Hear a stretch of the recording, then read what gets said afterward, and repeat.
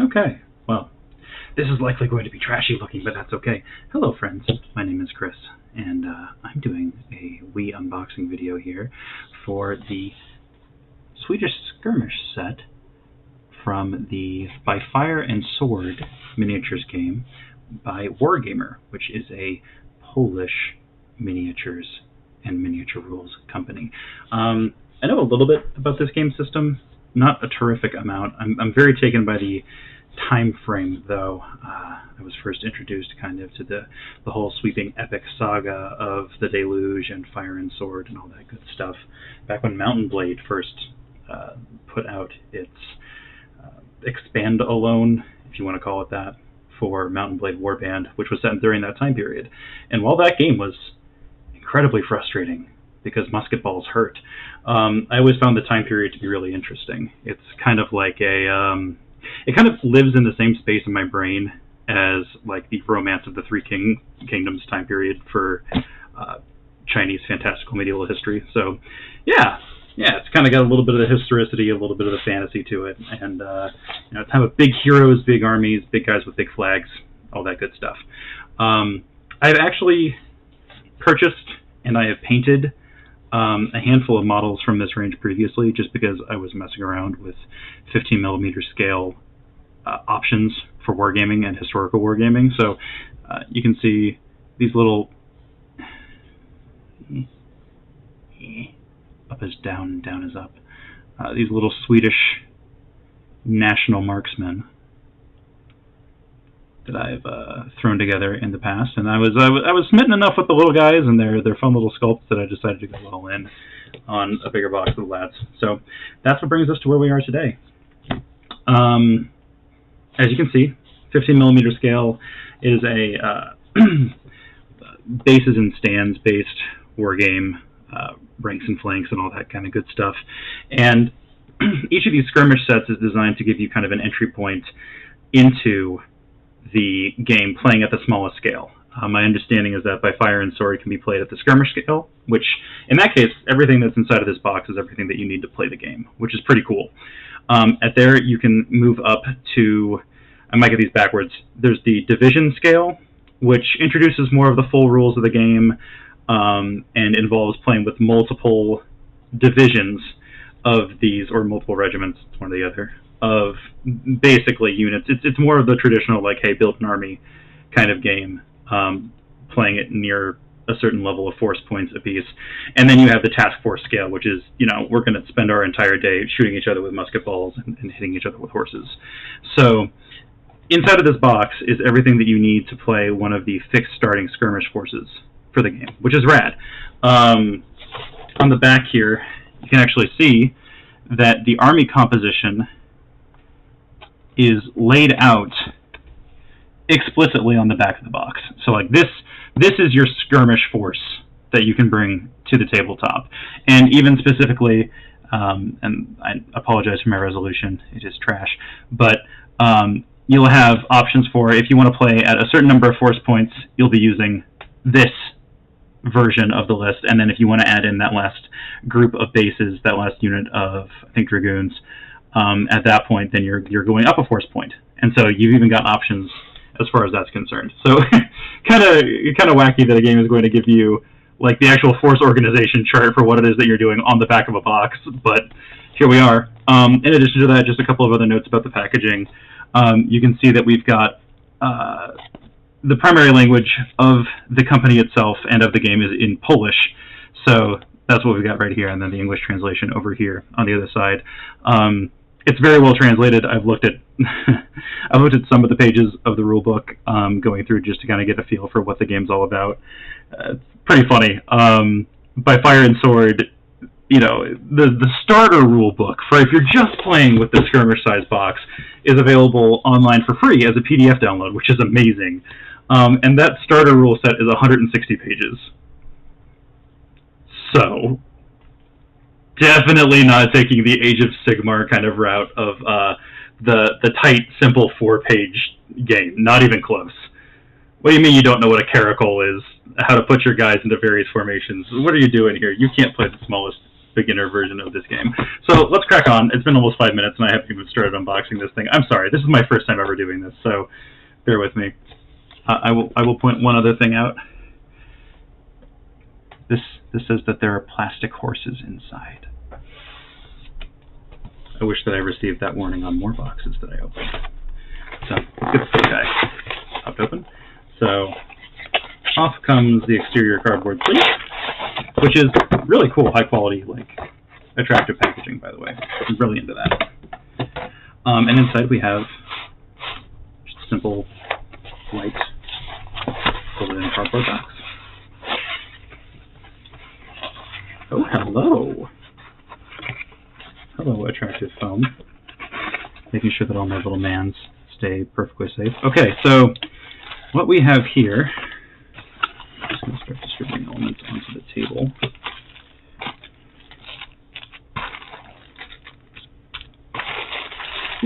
Alright, it's a hefty bag. Oh! Oh! There's a secret surprise at the bottom. There's a prize in my cereal box. I'll have to get that on camera properly in a minute. Okay, so inside of the box,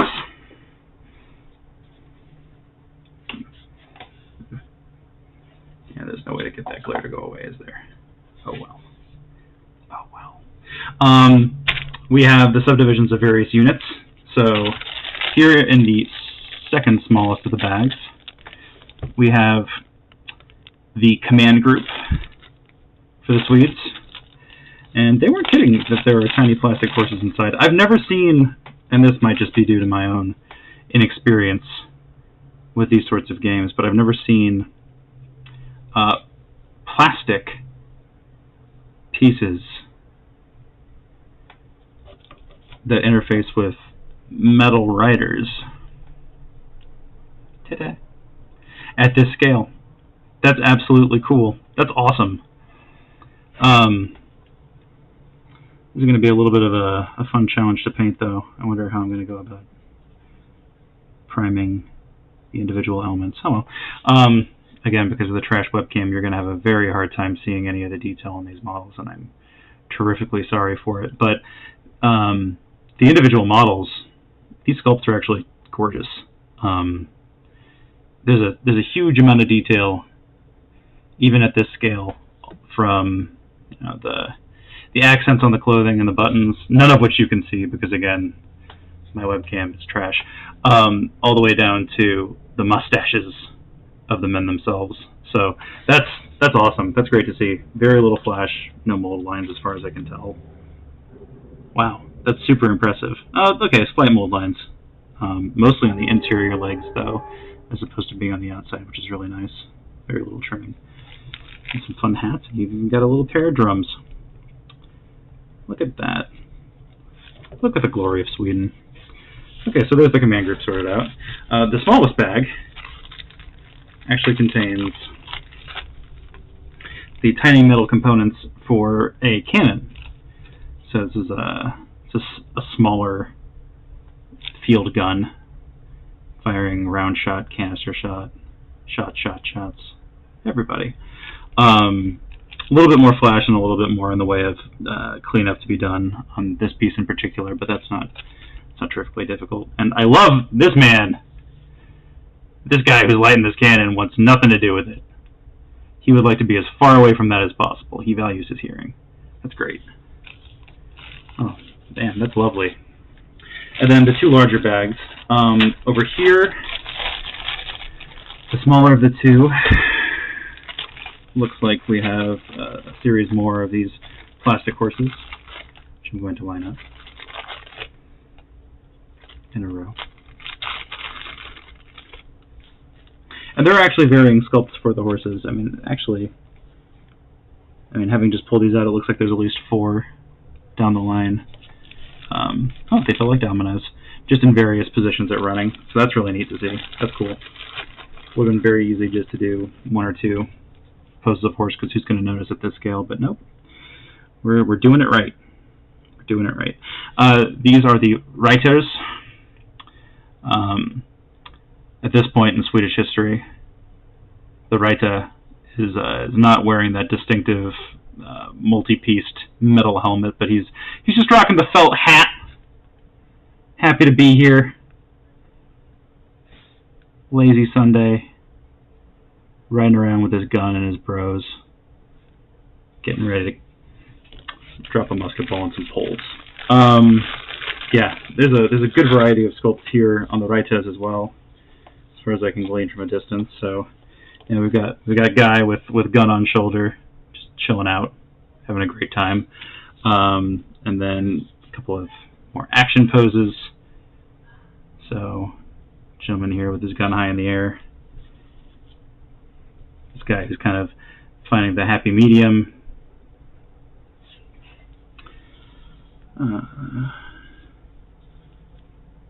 And it looks like that might be it by way of poses. So it looks like 3, which is sensible because they're 3 to a base. So you'll have, you know, your 3 varied poses that you can orient in various fashions across your bases, so that those multiple bases then come together in order to form a unit. Speaking of bases, just rather kind of industry standard. I think these might be 40 mil by 15 mil bases for infantry, and then the cavalry are at a slightly larger scale for the frontages. Oh, hello! What have we found here? This rod, with its nicely polished tip, no less. That'll be for the standard bearer. So that's delightful. We'll set that off to the side. These bases are actually kind of a different kind of plastic feel than what you would typically, what I am used to when it comes to a miniatures base. They're a lot glossier, almost glassy. It's kind of fun. So bases, varying sizes, and I mentioned infantry previously. And that's what this huge situation is right here. So this bag, you can already glean, is going to be the Dragoons. So with that, what we are looking at is models that are both mounted, and as is the proper fashion, at least for a significant portion of like pike and shot history, they would dismount to then fight as musketeers, as riflemen, whatever they were. So the unit itself is represented by both cavalry models and infantry models, depending on, you know, what time of day it is, what the situation is, whether they're moving from place to place or whether they're firing on foot. I think that by fire and sword, if I remember correctly, dragoons can, in point of fact, they can fight on horseback. They're not limited to just dismounting and shooting, but if they do so, they're not shot cavalry. They're guys on horses with swords, so they're not the winged hussars of the game system by any means, but they can get the job done, especially if you're running down somebody who's already fleeing.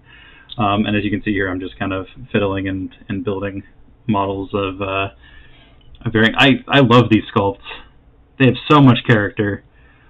Despite being at such a small scale, guys who just look. Some of these lads are tired. Like this guy's literally holding his hat in his free hand. He's done. He's had enough of the office for today, and these sculpts are interesting. I'm going to have to actually look at the box here. So you have the man with the rifle. But in addition to that, there's what appears to be a backsword. It's either a backsword or some kind of stand for the rifle itself. I think that's a sword, though. So that's probably meant to be trimmed off and then put onto the model. Because if I remember correctly, dragoons, in addition to, you know, obviously the rifle being their primary weapon, they also had secondary weapons in the form of blades, which is how they can actually function as cavalry. So in the box you have the command set, which is 3 models on one base together, and that's your commander, your colonel. The field gun, which is its own base, looks like 1, 2, 3, 4, 5, 6, 7, 8, 9, 10, 12 Ritas. And then 15 dragoons. And going back to the force organization from earlier, you can see that that's played out here. So the Raitas are organized into 2 units of 6. You have the unit of 9 dragoons, which is core to the skirmish set, and then down here, the optional unit of 6, which would bring you up a force organization point.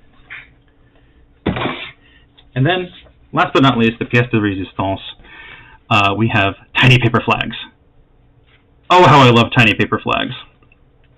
And these are of solid quality. The prints are really good.